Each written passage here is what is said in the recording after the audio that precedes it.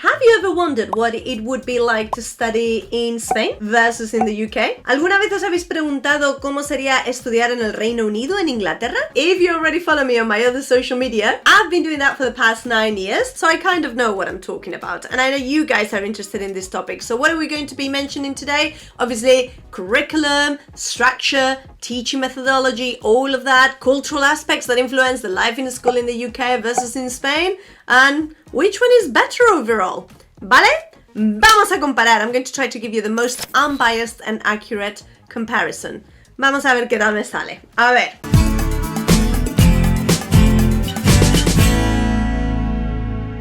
First, if you haven't clicked that subscribe button, please do so because it helps me massively create these videos for you. And if you want to stay updated whenever I upload a video or a short, ring that little bell. Where's the bell? Is it here? ¿Está por aquí? ¿Por aquí? Bueno, hay una campanilla. Toca la campanilla y te saldrá video de Patry for you. So we're going to start talking about the curriculum, okay? In England versus in Spain. Curriculum and structure of schools. Vale. ¿Qué años tenemos? En Inglaterra. A ver, bajo la pata que me pongo seria. Me pongo muy seria. Vamos a ver. In the United Kingdom, they follow the national curriculum, okay? Ese es el curriculum que siguen en Inglaterra. National curriculum. And of course, the educational system is divided into different stages. I'm just going to go through them real quick. These are the following. Early years foundation stage. De los 3 a los 5 años. From 3 till 5. Before that, it would be nursery. Antes de eso va la guardería, como en España. Y luego 3 a 5 preescolar. Early years. Luego tenemos educación primaria y aquí ya empiezan las etapas key stages, las etapas clave que diríamos en español. So, in those key stages, what have we got? Tenemos key stage 1, las pongo por aquí, de 5 a 7 años, 5 to 7 years old. Key stage 2, de 7 a 11, from 7 to 11, and at the end of that stage, they have a set of exams called SATs. What does that stand for? Standard Assessment Tests. SATs. Un rollo que no veas. I was working in primary for a while, so I got to work from reception, early years foundation stage, also called reception, up until year 6. And I helped prepare the SATs. I was mainly a language teacher. I was also a drama teacher. So I got to go through all the stages, which was an amazing experience. It helped me grow so much as a teacher and understand the different stages and how they work. It was amazing. And what subjects do they do in primary? ¿Qué asignaturas? The main 3 are always English, Maths and Science. Okay, son las niñas bonitas de las asignaturas. And then we've got foundation subjects such as history, geography,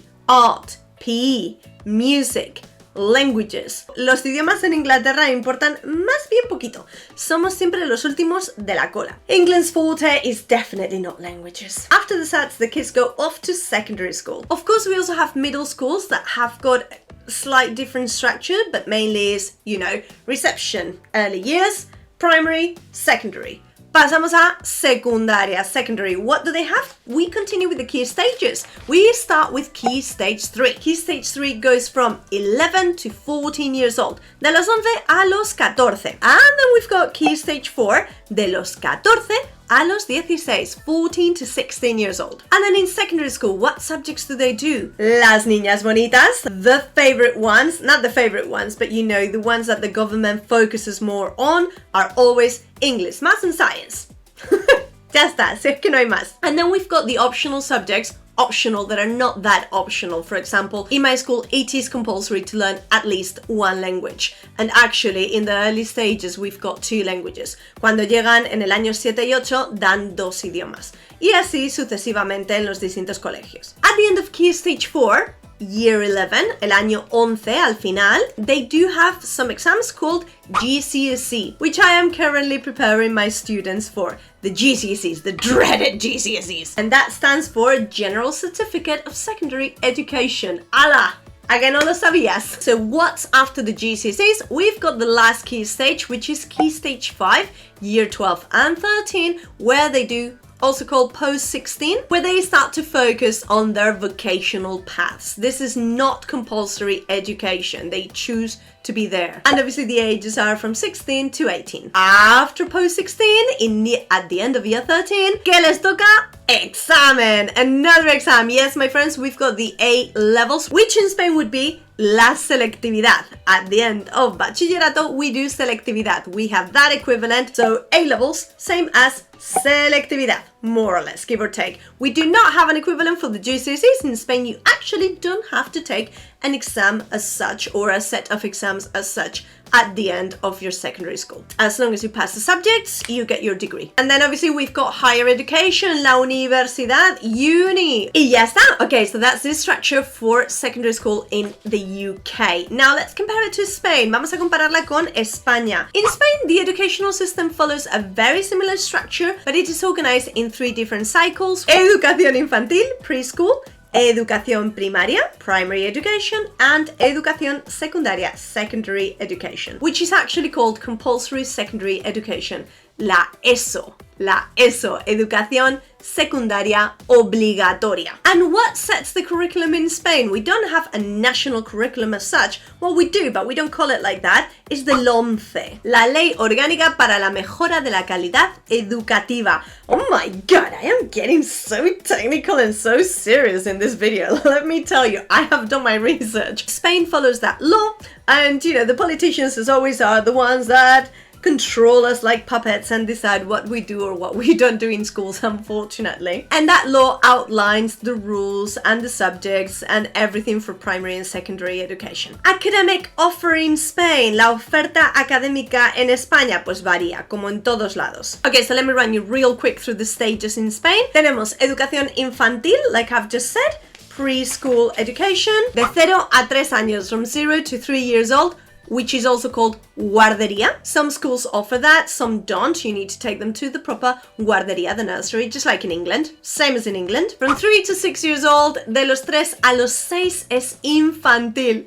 Do you want to know something? My first ever job in a school was being the siesta monitor, the nap monitor. I know, what a cool job. No, it was one of the most difficult jobs I've ever had in my life. You think that was an easy job? Error, amigo mío. You try putting 40 kids to nap, okay? Nightmare. And also, I had to stay awake whilst playing nanas, lullabies in the darkness. After lunch, you know, it was warm, I struggled to stay awake so much. But that was my first job in school in Spain. Yeah, nap monitor. Right here. Okay, so, guardería, from 0 to 3-year-olds.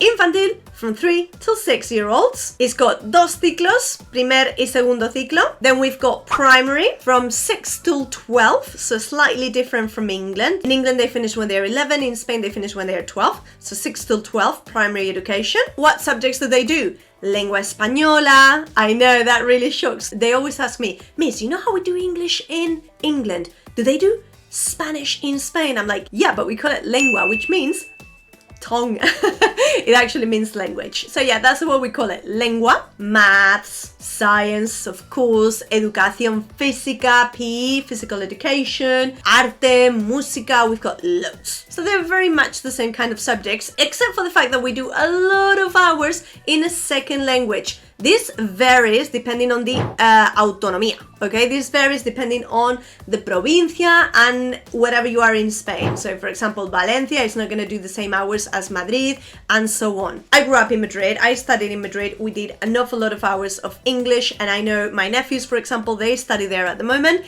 and they do a lot of hours of English, and they also go to a bilingual school. So many schools in Madrid are now, and in Spain, are now bilingual, which means that they teach science in English and they teach maths in English, or at least a few hours of that. That integrated linguistic approach, which can be great if done in the right setting. And I think that a lot of teachers have been stitched up with this kind of law because they don't necessarily speak English, and suddenly they've been told to teach a subject, now you need to teach it in another language. And they're like, wait, what? So as a result, that's not working as it should be, but it's getting there. I mean, I think we are doing so much better in Spain. En España estamos a años luz de lo que están en Inglaterra en cuanto a la enseñanza de idiomas se refiere. I think we're doing a lot better than in England, because by the time kids get to secondary school, they already normally, more or less, más o menos, know how to speak a language, ¿vale? Pues ya está. Ok, pasamos a la secundaria, la ESO, secondary school in Spain from 12 to 16 years old. They don't have an exam at the end. However, we do need to bear in mind there's a massive difference between England and Spain when it comes to passing to the next year. Cuando estamos hablando de aprobar el curso y pasar de curso, in Spain you need to meet certain standards, and by that I mean you need to pass a certain amount of subjects. If you fail, in England we have evaluación continua, so we don't necessarily have to pass a subject. In fact, sometimes we don't really have the pass or the fail. We do a different assessment, okay? Continuous evaluation, continuous assessment, summative assessment. It doesn't work like in Spain. In Spain, it's like the final assessment. You get a grade if it's below a 5 or whatever it is in each school. You fail the subject, and if you fail a lot of subjects, let's say, I don't know, you fail 3 subjects and the school considers that you can't pass to the next year because you're not ready for it, you need to repeat the whole year. Can you imagine? Yes, my friend, you need to stay behind and repeat the whole year without your friends. You go to the next year group. So you're with the little ones doing another year. Dios mío de mi vida, qué presión para aprobar y para asegurarte de que no repitieras. I had a guy, I remember in one of my classes, and he was 3 years older than we were because he had repeated. 3 años había repetido aquel amigo, un máquina. After secondary school, we go to bachillerato. Similar to A-level students in Spain. And this is the A-levels, like I said. And at the end, we have got the selectividad, which are the exams that universities would look at to see if you are accepted into a degree or not. Selectividad. Very, very similar to the A-levels in England. You don't want to do selectividad. You don't want to do bachillerato. You want to go onto formación profesional. Perfecto. Those are kind of apprenticeships where they teach you a profession, and we also have them in England. También tenemos esas opciones en Inglaterra, the apprenticeships. En España, in Spain, we've got formación profesional de grado medio y de grado superior. There you have the structure. And when it comes to academic offer, I have mentioned that the subjects are very, very, very similar. When it comes to after school and extracurricular activities, I think that depends massively on the type of school. Creo que las actividades extraescolares y la oferta académica que te den más allá de las obligatorias dependen muchísimo del centro donde estés. I guess you get what you pay for at the end of the day. Número 2, exams and qualifications. Exams and university admissions. I've already mentioned this, guys. En Inglaterra tenemos los SATs at the end of primary, luego tenemos los GCSEs at the end of secondary school, y luego tenemos los A-levels at the end of year 13. A-levels at the end of year 13. In Spain, en España, we only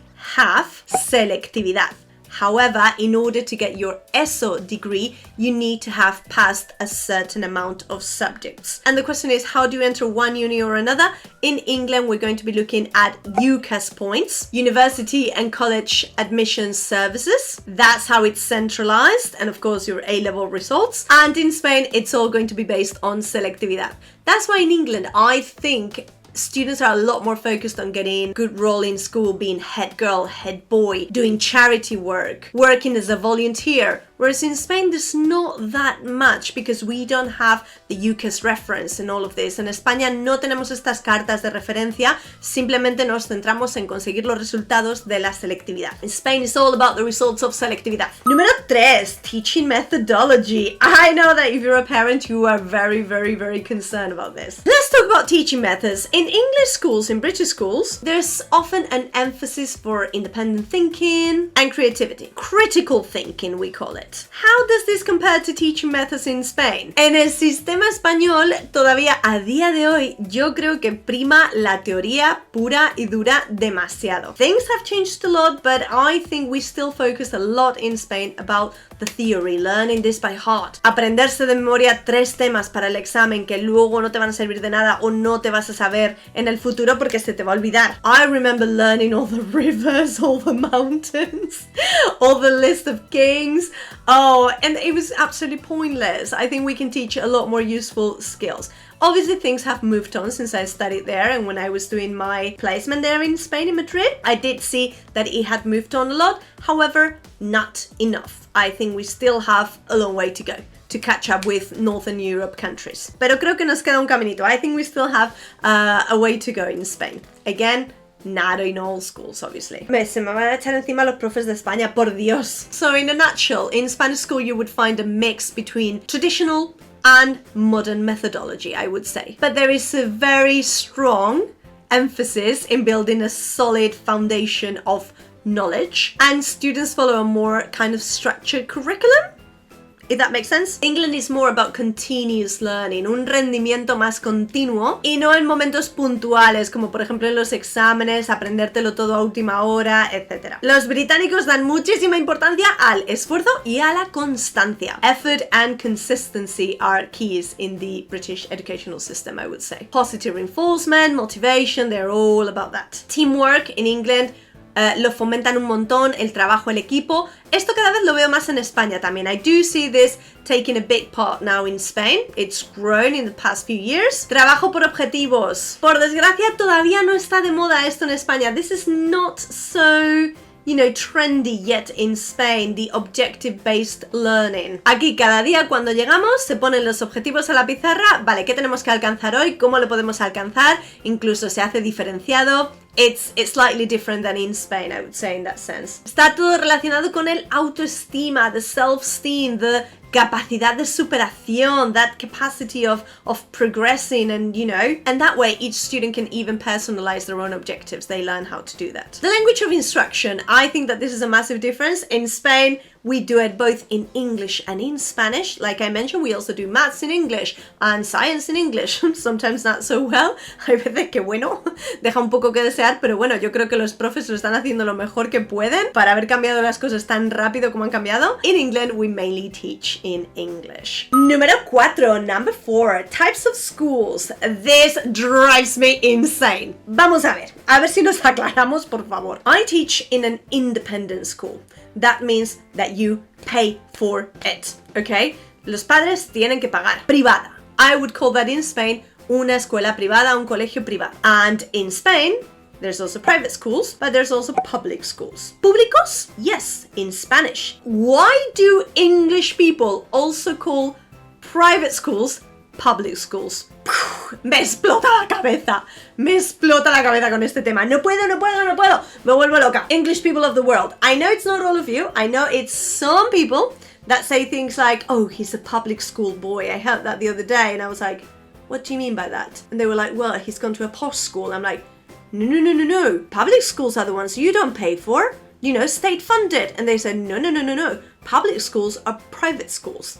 Have you noticed my posh voice? Private schools, independent schools. ¡No! Es un poco rollo porque aquí a los ingleses muchas veces se refieren a colegios privados llamándolos públicos, public. Así que si tú pagas por un cole, lo puedes llamar private, independent, or even public at times. I just call them private and independent schools. Y luego tenemos las que están state funded schools, las subvencionadas por el Estado. In Spain, like I said, we've got private, privadas, and we've got públicas, but in the middle, we've got the popular concertados. Concertados means that they're private schools, but they're partially state funded. They're normally religious and they have a very good reputation, but you don't pay as much as you would pay for private schools, which we don't normally have in England. We don't have that in the middle. It's one or the other. Creo. I think, as far as I'm concerned. Número 5. I know you're into this. Holidays. Okay, holidays. In Spain, we've got around 11 weeks of holidays. And by we, I mean the students, not the teachers. The teachers work a lot more than that. But technically, the students get around 11 weeks of holidays. How do they work? Important. Tienen 11 weeks in the summer. Why? Because it's so hot. Hace un calor que no se puede aguantar. Intenta estar tú ahí en el aula con 40 grados. Imposible to be teaching with that heat and to be learning anything with that heat. 11 weeks they get off in the summer and then they get 2 for Christmas, plus 1 at Easter. I like this side about English schools a lot better. Me gusta mucho más la manera British. Porque tenemos menos en el verano. Yes, we do have fewer ones in the summer. But hear me out, we do have the amazing half terms. Que me gusta un half term. In the UK, I've calculated and more or less, más o menos, it's 13 weeks off. However, if you work in a private school or you attend a private school, independent school, you have more weeks of holidays. Las privadas tenemos más vacaciones. Mis amigos y mi familia, cada vez que voy a España me dicen, pero tú estás de vacaciones otra vez, you're on holidays again? How come you're on holidays again? We get more holidays because we work longer hours in the day, and I'll get to that in a minute. But anyway, we get about 17 weeks private schools-ish, more or less. I can already see Americans exiting the chat. What half terms do we have? Tenemos, os cuento, el de octubre, October, normally 1 week. I get 2 weeks. Christmas, between 2 and 3 weeks. En Navidad, el de febrero, in February, 1 week. Siempre cae por San Valentín, por ahí. Luego tenemos en abril, en Semana Santa, Easter, we get between 2 and 3 weeks depending on the school. Y luego tenemos el de mayo, que es normalmente una semanita, 1 week, another time in May. And then we've got 6 to 7 weeks of summer holidays. Vacaciones Santillana. Me encantan los half term. I'm a fan, obviously, because I think it's much better to work that way. We all work better if we can get a bit of a breather. ¡Ay, qué necesario es tener un break cuando eres profe! Y luego, por supuesto, tenemos los puentes, los maravillosos puentes. The bridges? No, puentes in Spanish means bank holiday in English, okay? Los puentes, yes, we do have those bank holiday dates here and there as well. Número 6, school hours and timetable. I always talk the kids in school about this because they're fascinated by it. Let's start with England. How does it work in England? School day normally starts at 9 a.m., maybe slightly earlier than that. Empezamos a las 9 y terminamos and we finish well, not me these days, but normally in state schools you finish around 3 p.m, okay? And you have 1 break, maybe 2 breaks if you're in primary school, and you have lunchtime, la hora de la comida. Los alumnos comen un poquito durante el break y luego comen bastante más durante la comida, ¿ok? So, el recreo y la comida. Muy similar en ese sentido a un colegio secundario en España. That is a very, very, very similar structure to a secondary school in Spain. Pero en España, colegios de primaria, the primary school kids, don't do those hours. Primary school kids in Spain go to school from 9 till about 12:30, I would say. And then 12:30 you go home. You have your nice comida, maybe even your little siesta if you can, and then you go back to school and start school again at 3 p.m. from 3 till 5. La jornada partida que nos parte el alma a todos. Yo creo que parte a los padres, a los profes y a los niños. I don't think this works. I think this madness needs to stop because I can imagine as a parent doing that, it would be a nightmare. As a teacher doing that, it would be, oh, like I'm wasting half of my day, you know, having those hours in the middle. I would just like to get on with it and then go back home and you can relax. I guess. I don't know. But then again, I've been in the educational British system maybe for too long. Does that work for you guys? Do you like it? ¿Os gusta? ¿No os gusta? ¿Qué pensamos? ¿Qué opinamos? No sé. Yo tengo mixed opinions about that. Having said that, in British schools, at the moment, my timetable, if you're in an independent school, en una escuela privada en Inglaterra, echas bastantes más horas. I finish lessons at 4 p.m. and then pretty much, 3 days out of 5 a week, we run after school activities. Tenemos extraescolares que empiezan a las 4:20 hasta las 5:20. Y los profes hacemos las extraescolares, por lo menos en mi cole. Cada cole será su mundo. So we do a few more hours in private schools. That's why we get more holidays, I guess, because you teach at the end of the day a lot more hours a week. Número 7. And this one is a controversial one. Uniforme. Uniform. Elite is coming to my mind right now. Elite, and the uniforms that you see in Elite, those are not the uniforms. We were in Spain, okay? A las monjas les habría dado algo, vamos, si llego yo vestida como las de Elite.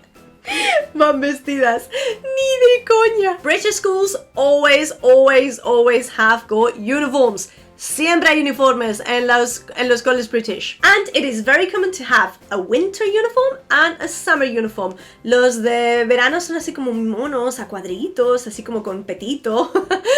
Para las chicas y para los chicos también son así muy chulos. So British schools always uniform. We do place a massive emphasis on it. You represent the school. You need to wear your uniform with pride. Tuck your shirt in. Ay, la de veces que habré dicho yo esa frase. You need to wear white socks. Tienes que llevar calcetines blancos. Está todo como muy militarizado aquí. It is compulsory. In Spain, not so much. In Spain is a lot more flexible. Depending on the school, obviously. I've gone to schools that had a uniform and I've gone to schools that didn't have a uniform.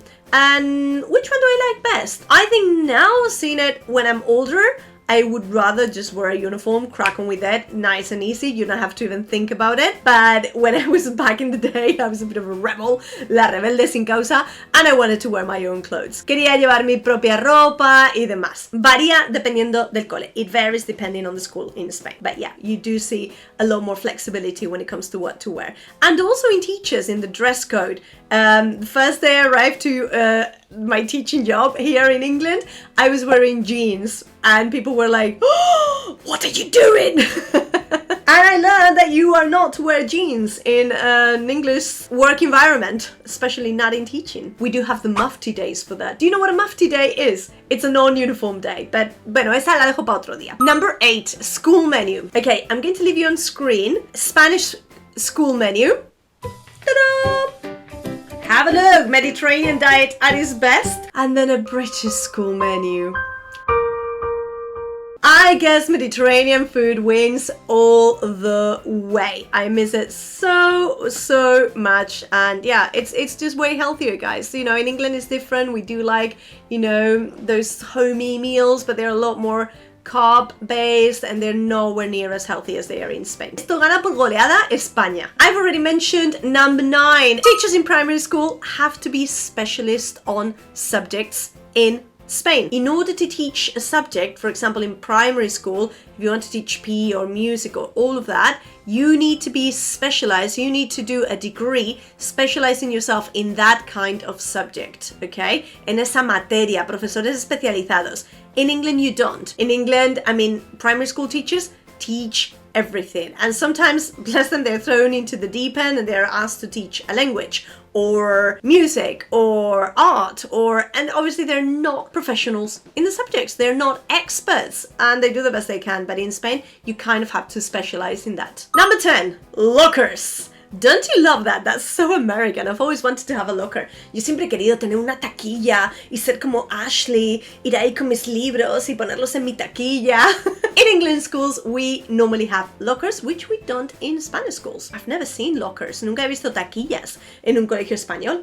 Eso yo lo veía siempre muy americano. Número 11.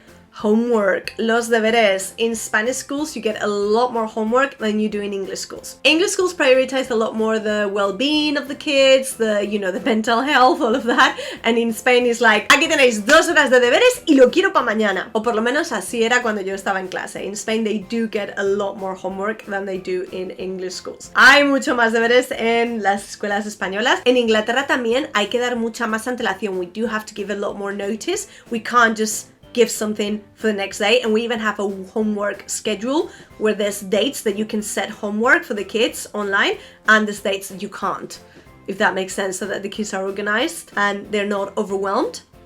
Makes sense. I think it makes sense. Número 12. Las reglas. Rules. I am not a strict teacher, in case you haven't been able to tell already, but you know, there are rules that we need to follow. In England, they're a lot more strict with the rules on what to wear, what not to wear, what to do, what not to do in school, I believe. Creo. Again, it depends on the school. Depende del cole. Elite, again, not a good influence on this. But yeah, in Spain, I think they're a lot more relaxed. Bueno, no, las monjas y los curas no tanto, pero most schools, they're a lot more relaxed with the rules on what you can wear and what not. Especially where I am from, in Madrid, they were a lot more relaxed. Sobre todo institutos públicos. Jewelry not allowed in England unless it's just stud earrings. We literally have assemblies on this. They're so boring. Pero bueno, assemblies on what to wear, what not to wear. So jewelry, nails, no puedes llevar las uñas pintadas, no puedes llevar uñas fake, falsas, extensiones, etc.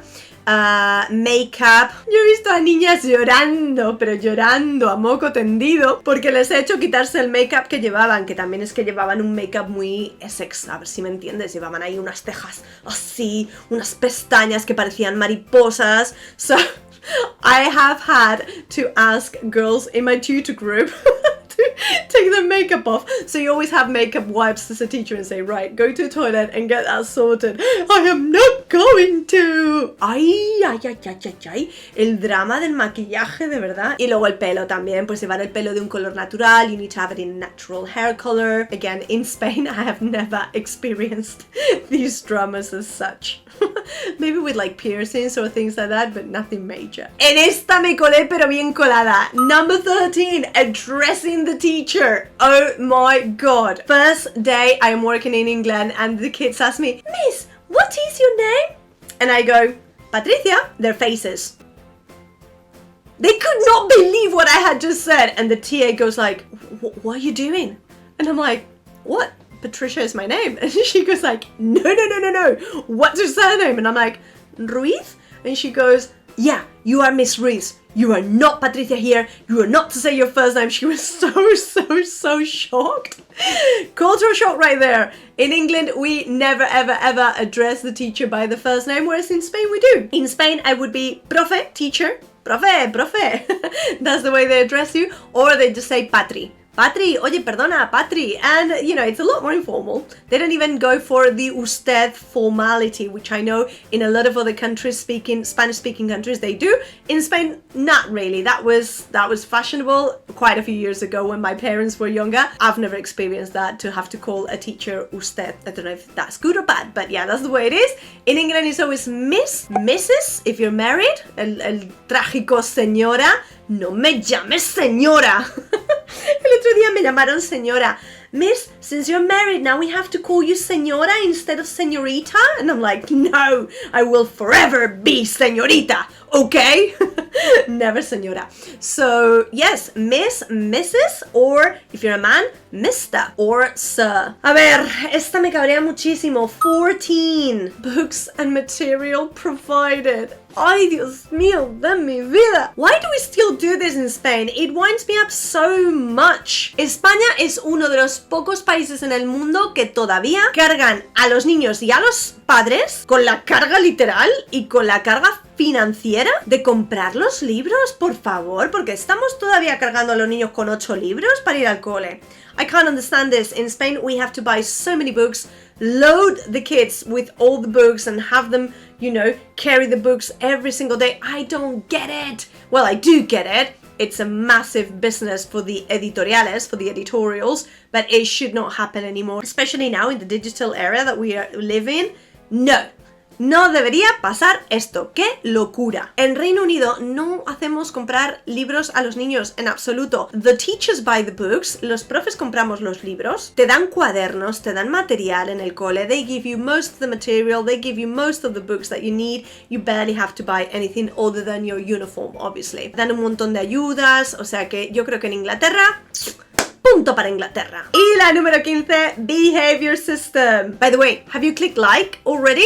Porque me está costando este vídeo lo que no te puedes ni imaginar. Por Dios, give me a like, que me ayuda un montón. It helps me a lot. In England, I do feel that we have a very structural, again, casi militar, almost military behavior system in each school. It's very developed, very like, you know, you do this, C1, you do another one, C2, you get taken out of the lesson, the next one, you get expelled, you get this, you know, it's like a behavioral system that's very, very clear for all parties involved. In Spain, I think it depends a lot more. Some schools have it very structured, some not as much.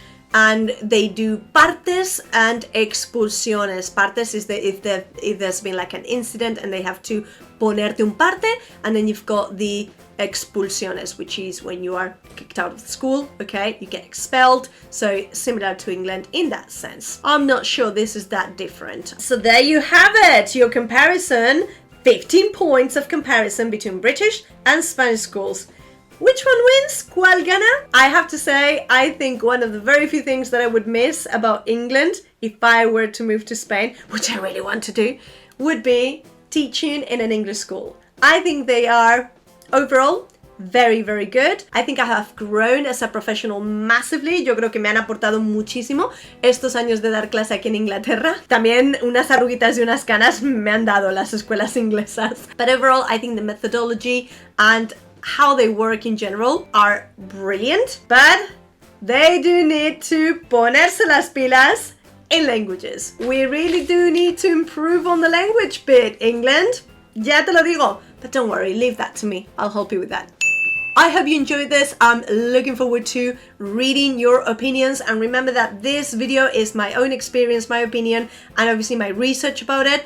Pero por favor, que nadie se lo tome a mal. Yo creo que las escuelas españolas están haciendo lo mejor que pueden con los recursos que tienen. At the end of the day, we're all doing the best we can with what we're given. Where would you prefer to learn, or where would you prefer to teach? In a Spanish school or in an English school? Déjamelo en los comentarios y te leo. Un besito. Gracias.